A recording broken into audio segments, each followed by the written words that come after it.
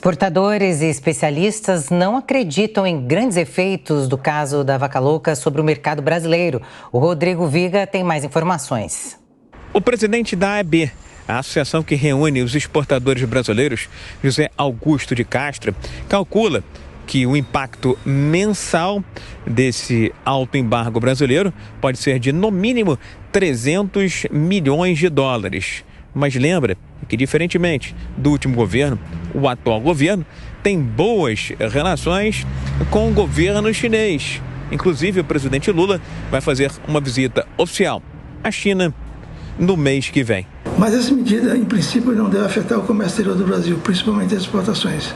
Que nós não vamos cancelar as exportações, mas vamos apenas adiar o embargo do exterior até que seja claramente esclarecido a questão da vaca louca. Então, os preços no mercado internacional e também no mercado interno, em janeiro e dezembro passado, já estavam em queda, o que significa dizer que esse atraso no embarque de mercadoria para o exterior pode fazer com que esses produtos sejam colocados no mercado interno ou mesmo em outros países.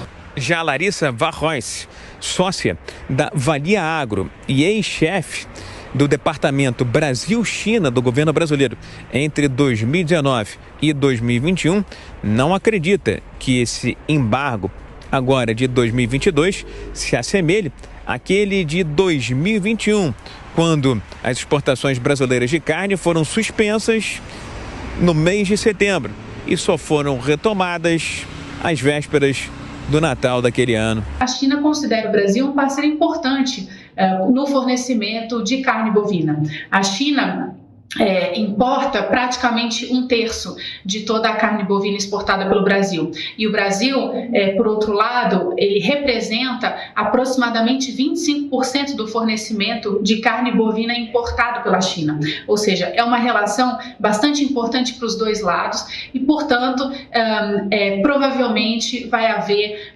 agilidade da parte chinesa também na revisão dessa documentação para que os fluxos sejam retomados e normalizados num breve espaço de tempo. Brasil e China têm uma enorme corrente de comércio. Os chineses estão entre os principais parceiros comerciais do Brasil, junto com os Estados Unidos, e o país asiático é o principal comprador de commodities e matérias-primas nacionais do Rio. Rodrigo Viga. Um caso da doença da vaca louca registrado esta semana no Pará vem sendo investigado pelo Ministério da Agricultura e Pecuária. O Ministério já disse estar adotando as medidas necessárias e suspendeu temporariamente as exportações de gado para a China, um dos principais parceiros comerciais do Brasil. Para falar sobre isso, a gente conversa agora com a médica veterinária e economista Lígia Pimentel. Doutora Lígia, bom dia. Obrigado pela presença aqui com a gente nesse domingo. Bom dia, obrigada pelo convite. Como é que é o surgimento da doença, doutora? E como é que ela é descoberta, diagnosticada? Ela dá sinais visíveis para o criador do gado? Como é que é feito esse diagnóstico? Olha, normalmente esse diagnóstico é feito na indústria, quando o animal já está dentro do frigorífico pronto para ser abatido, tá? Dessa vez, excepcionalmente, esse diagnóstico ele foi feito a campo. Um veterinário estava na propriedade e notou sintomas nervosos, né? Então, descoordenação motora, o animal ele vocaliza muito, por isso que vulgarmente, né, popularmente, a gente chama de vaca louca.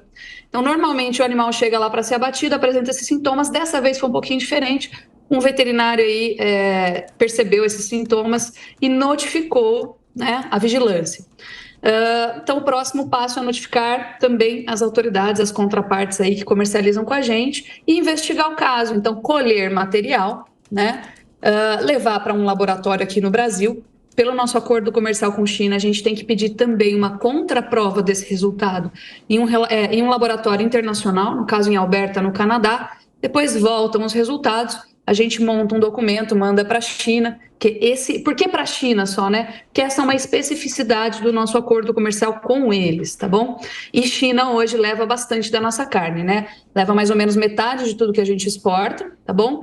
Leva aproximadamente 15% a 17% de tudo que o Brasil produz. Então tem uma relevância grande. Toda vez que a gente tem que suspender a exportação de carne para a China por qualquer suspeita, mesmo que seja que dê negativo depois, a gente tem uma certa turbulência aqui de preços no mercado doméstico que incomoda bastante o produtor.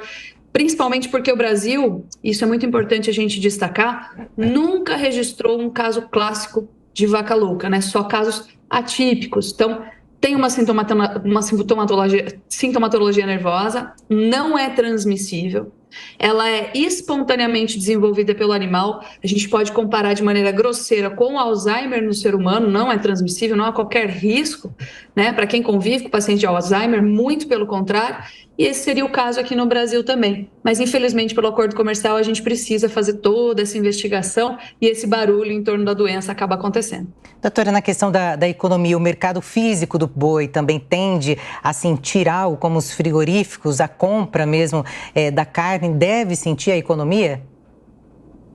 Pois é, esse é um problema. A partir do momento em que China começou a tomar uma grande proporção na formação de preços domésticos, por levar aí 15% a 17% da produção, o produtor ele sente sim. Então, num primeiro momento, toda aquela produção que estava sendo destinada para a China, né, em algumas plantas frigoríficas, principalmente regionalmente, tem grande influência. Algumas plantas frigoríficas trabalham com 50%, 60%, 70% da sua produção voltada para a China.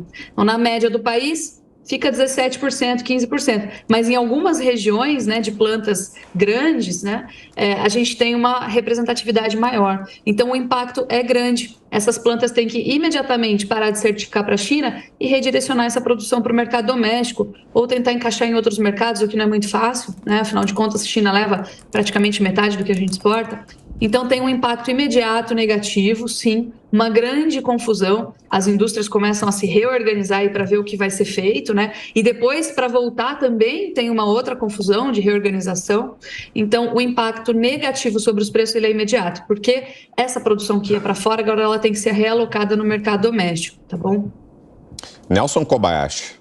Olá, doutora, muito bom dia. Nessa mesma linha, eu gostaria de perguntar para o cidadão, para o consumidor. É claro que para os frigoríficos que não esperavam essa suspensão, né, diante dessa notícia, desse caso isolado, vai ser ruim. Mas para os consumidores, com a destinação dessas carnes, cerca de 15% a 17%, deixando de ser exportadas e passando a ser disponível no mercado interno, haverá provavelmente aí uma diminuição do preço diante do aumento da oferta? Muito boa pergunta, Nelson. Na verdade, a notícia é ruim. Na verdade, não. O consumidor, ele provavelmente não vai sentir de maneira mais sustentada essa queda de preço. Eu explico por quê. Imprimir a alta de preços ao consumidor é um trabalho árduo, né? Então, vamos voltar um pouquinho para vocês entenderem a minha resposta, a fundamentação da minha resposta. Em 2020 e em 2021, nós vimos o preço do boi gordo e da carne subir muito. Então, todo dia tinha estampado aí nas manchetes o quanto a carne estava subindo, quanto ela estava cara. Tanto é um sintoma disso que foi até discussão de campanha eleitoral, né? O preço da picanha, etc. E o que acontece? O boi, por mais surpreendente que seja para o consumidor escutar isso, o preço do boi gordo subiu mais do que a carne. O varejo teve uma dificuldade de imprimir toda aquela alta em cima do consumidor final, tá? Subiu muito, sim, mas o boi ainda subiu mais. E o varejo, nesse momento, ele perde um pouco de margem para esse produto. Então, os açougues de bairro, né, eles perdem um pouquinho daquela margem que eles tinham, começam a ganhar um pouco menos, né, lucrar um pouco menos.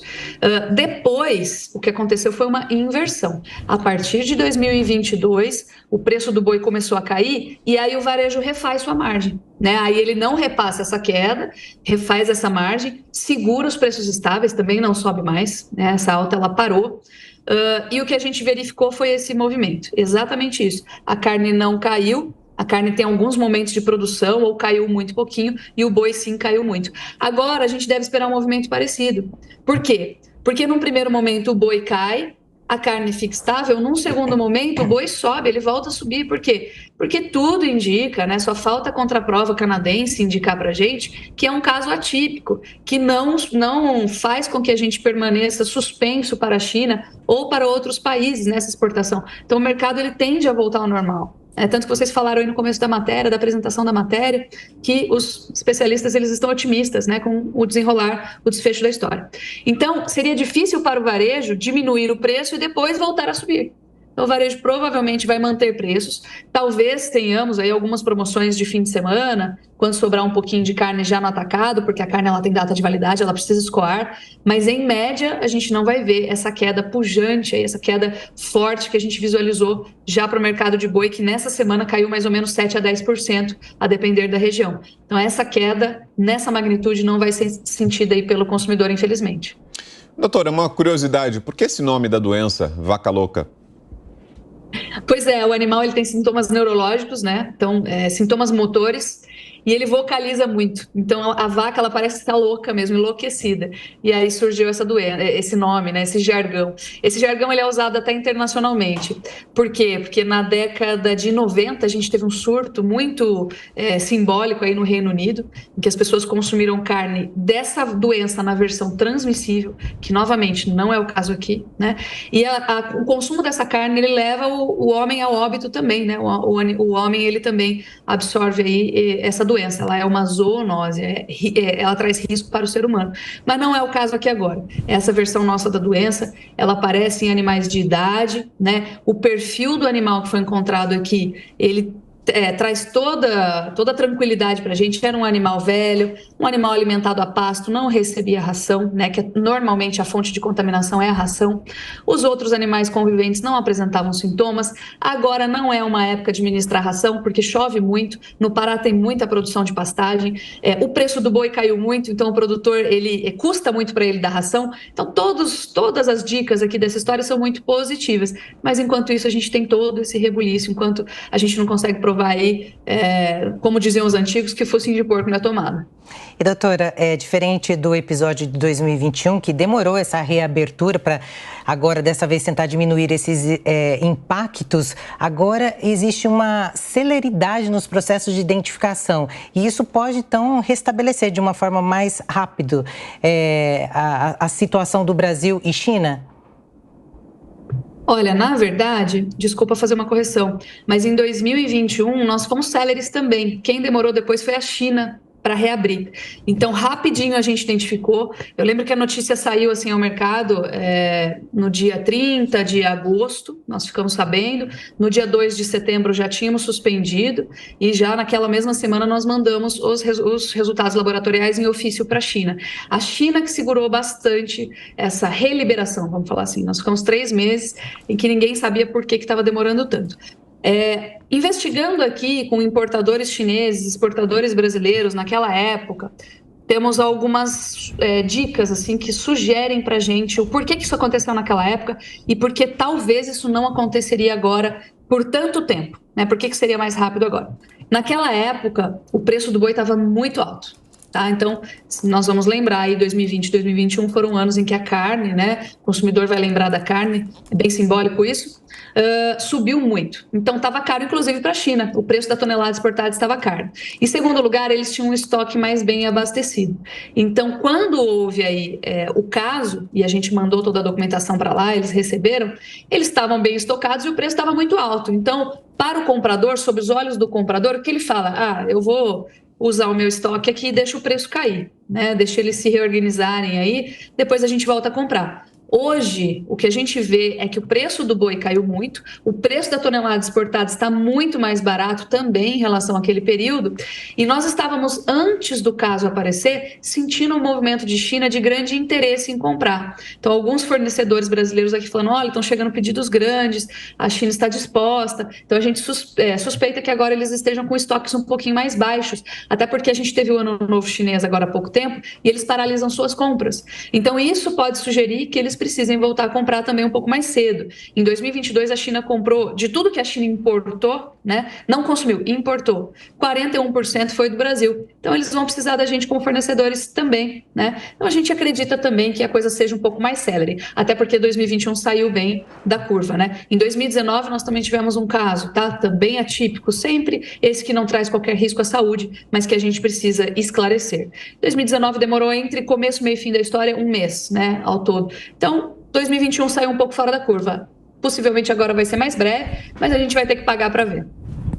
Muito bem, ouvimos aqui a doutora Lígia Pimentel, ela que é médica, veterinária e economista. Obrigado, doutora, pela presença. Bom domingo por aí. Obrigada, um grande abraço a todos.